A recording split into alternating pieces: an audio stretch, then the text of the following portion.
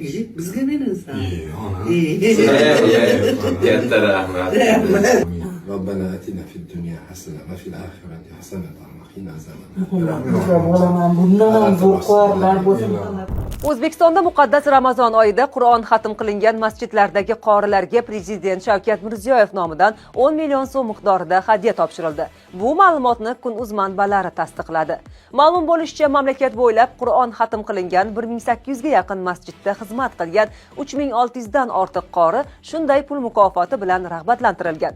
Ta'kidlanishicha, bu xayrli tashabbus Ramazon oyini milliy qadriyatlar va an'analar asosida o'tkazish, diniy ma'rifiy muhitni yanada mustahkamlash hamda aholi o'rtasida mehr-oqibat va hamjihatlikni kuchaytirishga qaratilgan keng qamrovli chora-tadbirlar doirasida amalga oshirilgan. Qorilarni rag'batlantirish nafaqat ularning mehnatiga berilgan e'tirof, balki jamiyatda diniy ma'rifatni keng targ'ib qilish va ma'naviy muhitni mustahkamlashda muhim ahamiyatga ega ekani qayd etilgan.